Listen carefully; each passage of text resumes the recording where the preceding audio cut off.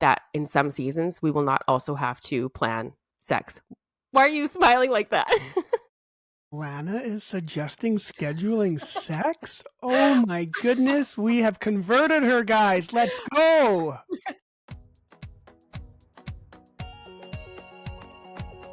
Hi there, you're listening to the Kingdom Sexuality podcast. We're Alana, Kyle, and Tira, friends who have a heart for intimacy and long to uncover God's truth and design for sexual freedom within marriage. If you enjoy listening to our episodes or like our content over on Instagram, would you consider leaving a review or subscribing? It really helps. Welcome here.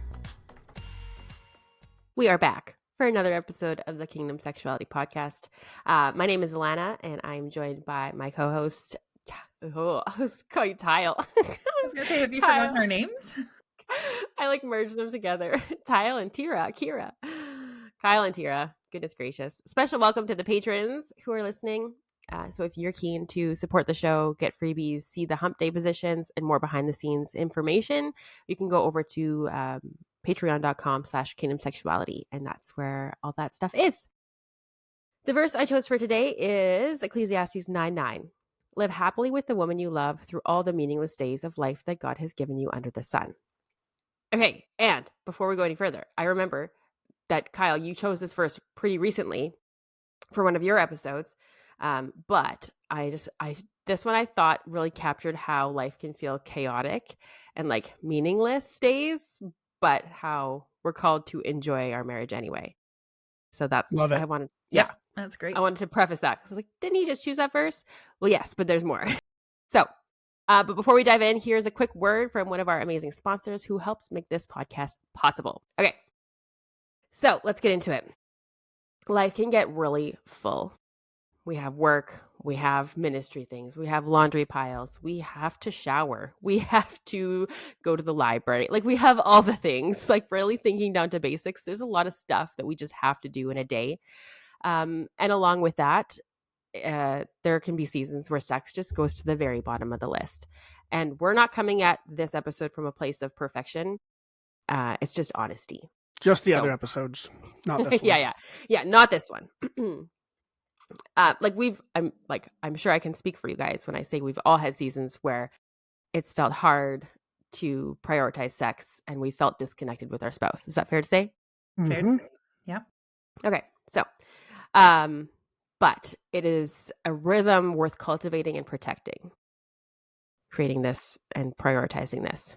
So, in today's episode, we are going to be sharing encouragement and practical tips and ideas for making intimacy a real priority in your marriage. Let's do it. Okay, so intimacy doesn't just happen.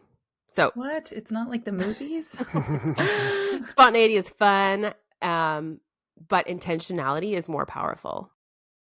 I think if we just wait for sex to just happen and wait for things to happen spontaneously all the time, sex just probably won't happen. There's enough in a day that, sometimes it does, and that's great, but we plan so many other things in our lives that I think it's totally unfair to just assume that in some seasons we will not also have to plan sex.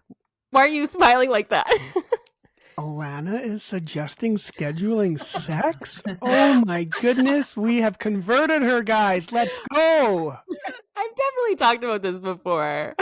And this, if you wanted to see Kyle's reaction, because it was pretty cool, you should head over to our YouTube channel so that you can see what face he was making as Alana was speaking. That was wild. There are definitely seasons where I like the spontaneity. Spontaneous sex to me is always ideal, but there's seasons where it's just not possible, and I get that. And so, if it's not happening spontaneously, try to schedule it. Let's normalize making that a fun thing and not a rigid thing. And Kyle, you've talked about that before, right? It's not written in stone on your tablet of whatever people write in stone. But it's more let's make it a fun thing where it's it's hump day. We're having sex on Wednesday because it's hump day, or Sunday fun day, or whatever, which we've talked about this before in previous episodes. Yeah. And you can also do you could also just start a routine. Hey, once every 3 days, we're going to do it. And then you just know, and there's you don't have to go through the schedule and okay, this day we're doing it. It's no, once every few days, we're going to do it. Mm-hmm. And again, Or even that doesn't have to be rigid. no. Or like when it's a day that you're like, okay, yeah, I think today would be a good day. Like in the morning, you're like, when do you think would be a good time for us to have sex today? Right. So where you're like opening up to conversation because maybe you're waiting till the end of the day to have sex and then everyone's just tired. So no, it's not going to be a priority when you're exhausted and ready for bed. So maybe it's a matter of looking at your schedule and being like, okay, at some point today, I would love to be intimate with you in some capacity. When would be a great time for that? Or even, in the evening when you both wish that you had the energy and you don't want to, then you say, okay, let's maybe go to bed half an hour early and let's set the alarm in the morning and intentionally know that, okay, in the morning we're going to snuggle and connect that way before we start our day. Mm-hmm. And if the kids are an issue, like I'm sure we're going to get to kids, but if it is because of kids and maybe mom, you're like exhausted by the end of the day and dad, you're exhausted from work, you want to just come home and veg out. I mean, I'm a pretty anti-screen time person, but like have dinner together and then throw on a show for your kids and give them 30 minutes of screen time. Like if that's what it gets down to, that's not a bad thing. Yeah. Like I'm trying to think of the couple where she's home all day and he works, 8 to 6. Like that couple doesn't have a lot of time during the week to prioritize like a quickie in the afternoon or a morning, especially if he's leaving before she wakes up or something like that. So if your only time together is before you guys go to bed, like you really have to plan out that time. And like this whole episode is about, like, you have to be intentional about what that time exactly is going to look like. Yeah. Mm-hmm. Yeah. And when you're doing that, like when you're trying to plan when your time is, remember that you're a team, because it can sometimes feel like, well, no, I'm not going to, why are you scheduling on your time? Like, no, remember that this is a time yes. we're making this work together. We want this. We both want it. How can we prioritize it? Just like the episode talks about, just remembering that you're on a team and that you may even need to have a discussion first to say like, hey, I'd love to have a time maybe on the weekend where we can sort out when would be a good time to start scheduling sex or our intimate time. And what does that intimate time look like? How much time do each of us need in order to actually feel connected with each other? Maybe for one, it's just a quickie and that's fine. But for the other, they need half an hour of foreplay. Right. Compromise with each other and come up with a schedule that works, that you both get to feel the connection that you both need. Mm-hmm. Yeah. And if you only get like maybe 1 or 2 days together, like due to work schedules or whatever it is, maybe you guys plan to, like, if you get, like typical Friday night to Sunday evening, like that's your guys' days off, maybe you guys plan to do it every day that weekend or 2 out of the 3 days that weekend. And maybe if midweek doesn't work, then you just got to go, hey, we're a weekend couple right now. Yeah. That's good. Okay. So now we're going to move on to like identify the roadblocks, because if prioritizing intimacy isn't happening, there could be something that's actually getting in the way. So maybe it's exhaustion, or like you said, Kyle, like kids, or scrolling on your phones when you could be connecting sexually, or maybe it's emotional disconnection. So it's time to get honest and curious, but not critical about what is stealing your intimate time together. So instead of just leaving it there and hope you can come up with this roadblock on your own, I thought I'd help you along. So here are 6 ways to kind of help you pinpoint what could be blocking your intimacy. So one I thought would be helpful is to think back to a time that you did feel deeply connected. So what was different about it? Was there less stress? Was there more flirting? So the contrast might reveal what has actually shifted now. And in some ways it might not, I was going to say, it might not be fixable. Like I have kids now, but maybe that's, if you identify it as like, we have kids, and like think more deeply about it. Okay, so what about having the kids is taking away the time? Is it all the activities they're in? Right? Are they in a million extracurriculars? And so you don't have time together because you're playing car taxi a million times a day. Maybe you got to say no, or you need to start carpooling things. Like think deeply about what it is that might have shifted. All right. A really helpful exercise here. Really helpful exercise here is to write down your entire week, like hour by hour. What does it look like? And I think like I've done this before, and it's a really good eye opener for how busy are we actually? And then you look at it and it's like, okay, we have said yes to a lot of things. And so maybe in the next season, what can we eliminate? Or what should we eliminate, even if we don't want to? That's good. Okay. Number 2 is having a no pressure check-in conversation. So that's like asking, do you feel like anything's been getting in the way of us connecting lately? Like emotionally, physically, and approaching that conversation with curiosity again and not criticism. Like, you never pursue me anymore, or you never initiate sex. It's just like, okay, do you feel like this? And it just kind of opens the door to conversation. Like, I'm feeling like we haven't been able to prioritize sex. Why? Why do you think that is? Because maybe your spouse has a totally different perspective on it than you do. Mm-hmm. It could be too that like after you schedule and you figure out when would be good times, have that no pressure check-in conversation maybe written in your phone a month from when you make the plan, to be like, hey, on this day, we're going to talk about how things are going. And then that way it also takes off that pressure of like you're both again team working. It's almost like you're working towards a goal. And then how are we doing with this goal? What can we do better? Has it been working? You know, what things need to change? Yeah, my wife and I, every Sunday night, we go over 5 questions, and it's a really good way to stay in tune with each other and like catch up on what's going on in each other's lives, especially if it was a busy week.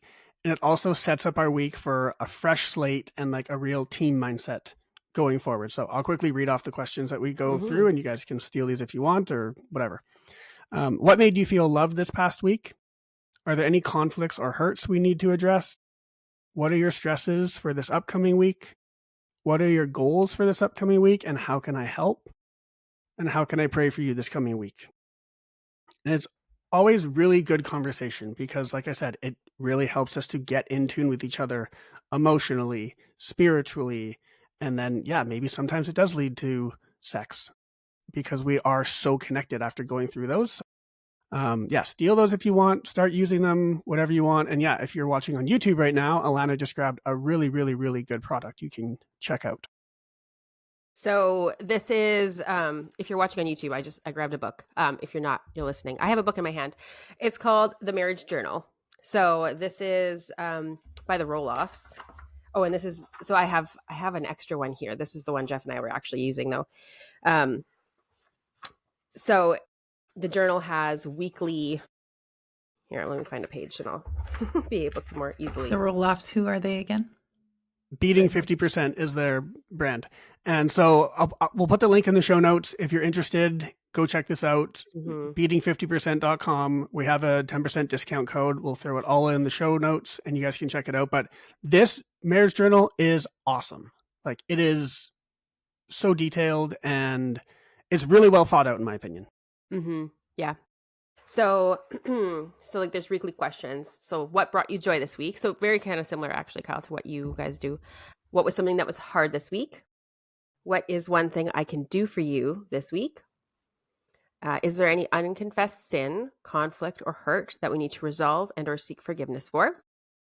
What is a dream, craving, or desire that has been on the forefront of your mind? Well, that's a fun one. Yeah. And how can I pray for you this week? It's fun. My dream at this point was merch for KS. Nice. Yeah. Love it. So yeah. So the questions are the same, but then there's different kind of like chapters, weeks. So like this one is intimacy, like week 21. And so it talks about that. And then you can put in a little schedule of your week to know what you guys are doing. Cool. And so you can both see, which was really great for us in the season where Jeff was working before he started working from home. When he was working out of the house and I didn't really know what his schedule was as much, this was really, really helpful. So it says connect, communicate, and grow in love. The marriage journal. Okay, so you said you had one extra one? Yeah. Okay, so how about we do this? Why don't we give away that one extra one? Ooh. What you guys have to do to enter is leave us a review. Okay, so leave a review. If you're listening on Apple Podcasts, leave us a review, screenshot it, send it to us. If you're listening on Spotify, you can't leave reviews, but you can leave ratings. So maybe just screenshot the rating that you left, send it to us, and we'll give you guys like 2 weeks. So 2 weeks from when this episode releases, send them in and we'll draw a random winner and then ship you that extra book. Perfect. Fun. Great idea. Okay, let's keep going on this list of roadblocks. Then we'll keep going. Okay, so watch for patterns or regular repeated excuses like I'm too tired. Let's wait till the weekend. I just don't feel like it, because those might be an opportunity to look in a mirror in your heart and see what's more deeply going on. Where is the emotional disconnection? Where is the source of the exhaustion? Or what deeper stressors are going on that are causing you to say no, or let's wait, or I don't feel like it. Okay, so one of our upcoming episodes is going to be about like phones and technology in marriage. And I wrote the episode, so I was going through some of the feedback we got from you guys on Instagram. And one of these really caught my eye because it was a husband who wrote in and said, the question was basically like, what issues has technology or smartphones caused in your marriage? And a husband wrote in and said, she'll say no to sex because she's too tired, and then she'll lay in bed and scroll on her phone for an hour before going to sleep. And I was like, oh, that one, like, Yeah. That one, I could just feel the pain in that husband writing that. Yeah. Yeah. Yeah. That's hard. More to come. Yeah. Stay tuned. Subscribe. Follow along. All right. Check in on emotional roadblocks. So sometimes it's not about time or energy. It's about feeling distant, hurt, insecure, unprioritized. So emotional safety matters a lot, especially when it comes to sex, which is something that's so vulnerable, and you're like exposing yourself literally and like figuratively, right? It's like you're showing so much of yourself to your spouse. So is there a deeper conversation that needs to be going on about hurt feelings, or, an offense that happened, or, like even in the book, it was like something like unresolved unforgiveness or something you need to confess. That can be a roadblock in the way of you feeling fully safe and present with your spouse. And if you're not really sure how to navigate this well, if it's something that's like maybe more of a deep-seated hurt causing resentment, it might be time to look into a third party to help navigate that conversation, like a therapist or a counselor. And so I'll put some links in the show notes for 2 of the counseling services that we highly recommend. And I think if you do something similar to like what Kyle and his wife do with asking questions every week, then it becomes, you learn to trust each other more. Yeah. And it becomes more of a safe space. So, and then because one of the questions states about conflict, then it can come up in a way that is more natural, like not defensive. Yes. And so that might be even just the first start, is to start talking about those questions on a regular basis, not just like a one-time. Yeah, and also it's one of those things where you're only going to get out of it what you put into it. Like, I know that's so cliche, but if you're talking about conflict and you say, no, everything's good, but then like you're a grump all week because you didn't bring up that one thing, like that's on you. So this is a time when you guys need to get real honest, because that's where the breakthroughs are going to come. Yeah. And if it's something that you're like, oh, well, my spouse isn't going to like that I'm asking them, what do you need to confess? Like maybe there's kind of that already like rough edges. Having something like the marriage journal where it is already in there, it is not something that you're coming up with and asking, with intention, like as in like a pinpoint way to get that information out of them. You're like, I've been suspicious of something, and so you need to confess them. If it's in the book, it's one of the questions.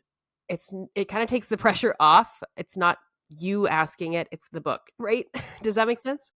Yeah, and the other cool thing about having the actual physical book is you can look back and you can see your guys' progress, right? Like, oh wow, we had so much conflict this week, and then on week 42, it's like, hey, there's nothing this week. Like, it's cool in that sense. Yeah. Is that marriage journal meant to be for a year?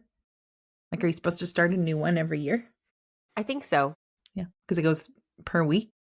There's 52 weeks. Okay, cool. So, and each one is like a different, like there's joy, covenant, reconcile, honesty, and then there's like a little blurb at the beginning of each of those to expand on. So yeah. Which we kind of already touched on. This one is audit your time and energy. So that's kind of like what you were saying with making a list of what's sucking your time.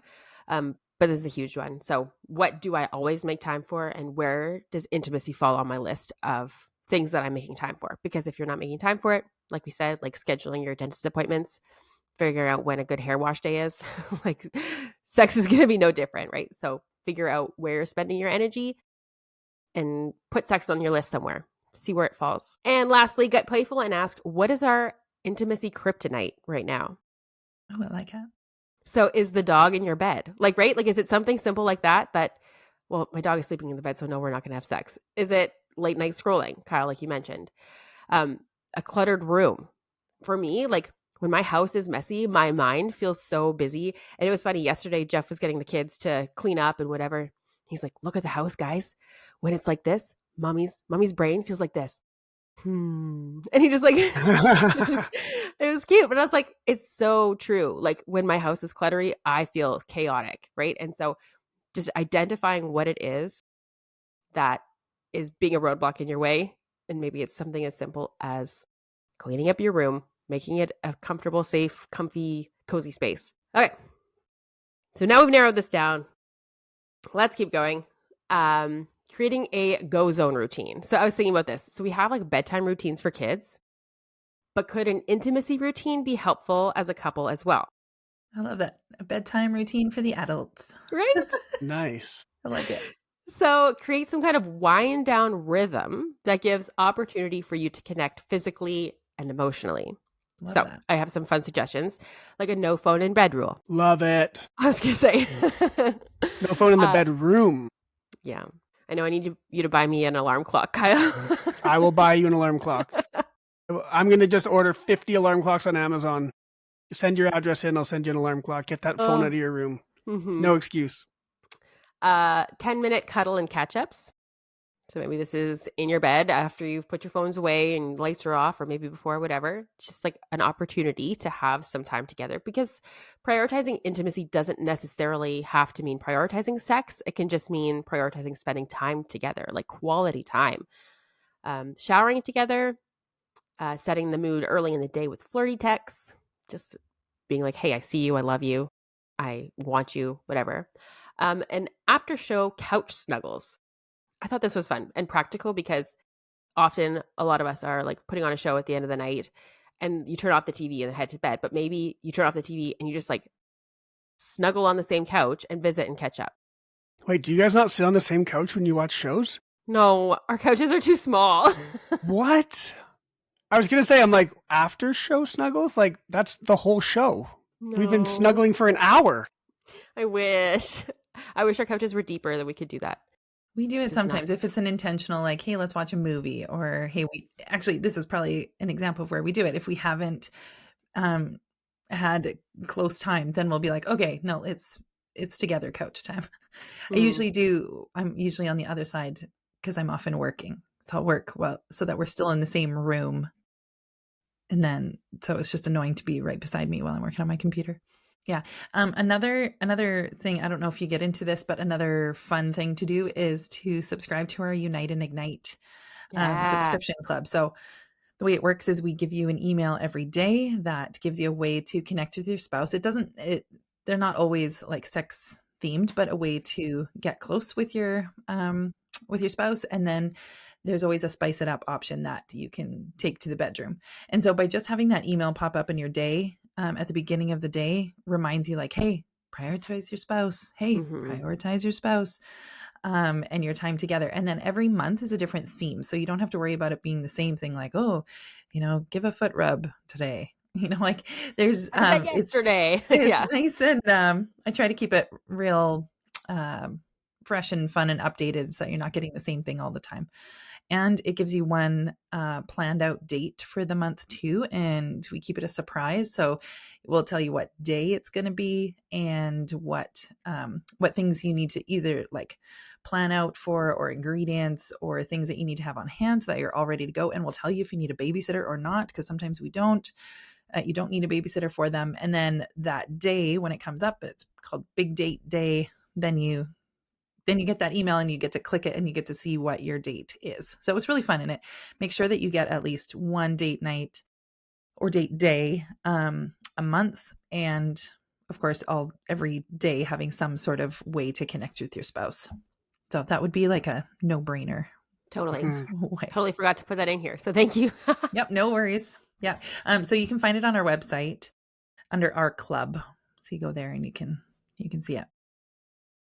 So I'm thinking, because this is it relates so much to this, let's just give a discount code for anybody who wants to subscribe. And let's just make it priority 20. So if you use that priority 20 code, you'll get 20% off of your first month of our Unite and Ignite. So it'll be in the show notes for you too, if you forget. Perfect. Okay. Do you guys have a nighttime routine? Like, not even like talking about sex. Do you guys as a couple do like the same thing every night? Generally, we'll watch a show together. After and then I make sure all the doors are locked, because if I didn't, they would all be unlocked. So I lock all the doors. That's a blue job for us. I would think it would be for me too, but Jeff doesn't even think about it. Yeah, I lock all the doors, lock the cars, turn all the lights off, and then for us, we will go to bed and listen to the Bible. So the Dwell app, we are obsessed with the Dwell app. So we'll listen to the Bible. We're doing the Bible recap right now. So we'll listen to the passage, then we'll listen to the Bible recap, like the commentary. And then after that is prayer, pray together. And then it's who knows, either like read for a bit, fall asleep, have sex. After that's a free for all.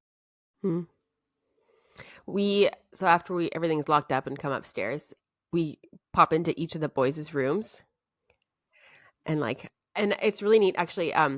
Justin Whitmore Early, in one of his Habits of the Household book, he talks about like a bedtime liturgy and how he goes to each of his child's doors and he like puts his hand on the door and like prays over them. And so I go in, and I don't always like remember to pray through every room, but it's just nice to like check on them and whatever, and then just do the normal face wash routine. But yeah, we do that too. We tuck the kids in. And I used to be really good about actually going and laying with each of them and praying over them, but yeah, I haven't done that in a while. That's a good reminder. Yeah. Okay. So, another thing to remember when it comes to sex is that it's not just sex. It is like this like really beautiful, deep bonding covenant and spiritual unity that you guys are creating together. And so I know for me, if things have felt off in different seasons, I can trace it back to, oh, we haven't had sex in a while, right? Like there can be this like off friction, and then you're like, oh, this is why. So sex can be a like amazing thing in the sense that it's like a glue that can keep you together and bonds you in a beautiful way. So if the enemy can divide you in some capacity in the bedroom, it will trickle to the rest of your marriage. So protect it, pray over it. In the book, Awaken Love by Ruth Buzitz, she talks about how they, like whenever they have a big discussion about something, like let's say they're budgeting for the year or whatever, they'll always have sex first before they make their big decisions. And just a way to, bring them together. She also I'm pretty sure she talks about too, like if you're having a fight too, how sometimes it can help, or when you're stressed, like, so thinking of the intimacy as something bonding for your marriage, not just something for pleasure for yourself. Yeah. Yeah. But the nice thing is too, that sex doesn't have to always be this like serious and intense thing. It can be fun and light and flirty and have lingerie and, you know, all these other things that can help to increase your connection. So it can be sacred and silly at the same time. And so if sex has become kind of like a boring to-do list chore thing, you just like check off, okay, we do this, check, then this, maybe it's time to try something new or add something to bring some fun and life back into it. So then it feels like it's worth prioritizing. If it's not something you enjoy and get pleasure from, the desire to prioritize it is going to go way down. So try a sex challenge. I was just going to say, check out our sex challenges. Yeah, we've got so many of them on the website, and they're like 7 days. There's, I think, do we have the 14-day one on there still? Yeah, I think they're all between 7 and 7. Yeah, they're all between like 1 week and 2 week. And it's, hey, we're going to be intentional with each other for 7 days in a row. And I bet you money after 7 days, something will be different in a positive way. And even if you don't want to do it 7 days in a row, just do one each week or or something. Like, don't limit it. Don't be like, oh, I would never do that. You know, if you're wanting to spice things up and change something, it's kind of fun to have an actual itinerary of what the next session is going to be. So plan that out. But I would suggest plan it out intentionally of like, okay, this is how often we're going to use the next day of the sex challenge. Let us be your guide. We will guide you through prioritizing intimacy, one sex challenge at a time. Yeah. So many times we get questions from you guys like, hey, how can we spice things up? Like the sex challenges are also good to get just for ideas. Yeah. Yep. Totally. Okay. So to close, what's the takeaway? What can someone, do with this episode? I'm going to challenge you to do one of these few things. So there's like a practical step that you can take to do something to start making sex a priority in your marriage again. Put it on your calendar. If it's not happening spontaneously, figure out a day, a time, how often you want to have sex, and put it on your calendar. Plan a bedroom date, or just like a date in general, spending time together. Maybe it's like we said, you're putting your phones away and you're just catching up. You're giving each other a massage, spending that quality time together. Plan that out. Send a flirty text, or try a new sort of intimacy rhythm or intimacy bedtime routine, like, the hump day, or, figuring out what, in an ideal scenario, if your evening leads to sex, what does it look like for you? So there we go. God created sex not for just making babies, but for connection. So prioritize it, and your marriage will benefit from it, guaranteed. All right, let's pray. Dear Lord Jesus, thank you so much for the gift of sex. And Father, if we are not seeing it as a gift, would you just renew our minds? Would you take away the roadblocks and the distractions of daily life so that we can just focus on our spouse and on you, Lord, that as we grow together as a couple and as we spend time in your word, that we would just be growing more and more close together with our spouse and with you as well. And so I just ask that every couple listening would be blessed today, and that you would just help them find the route to prioritizing sex in their marriage that fits them best. Amen. Amen. Amen. Hey friends, thank you so much for listening to today's episode. If you like our content, please like, review, and subscribe wherever you listen to your podcasts, and tell your friends too. Thanks so much for journeying with us today as we tackled the hard questions and dive deep into godly intimacy. Make sure you follow us on Instagram to see more of our content, and check the show notes for any links we might have mentioned in today's episode. We're so grateful to be on this journey with you, and we can't wait to see you in the next episode.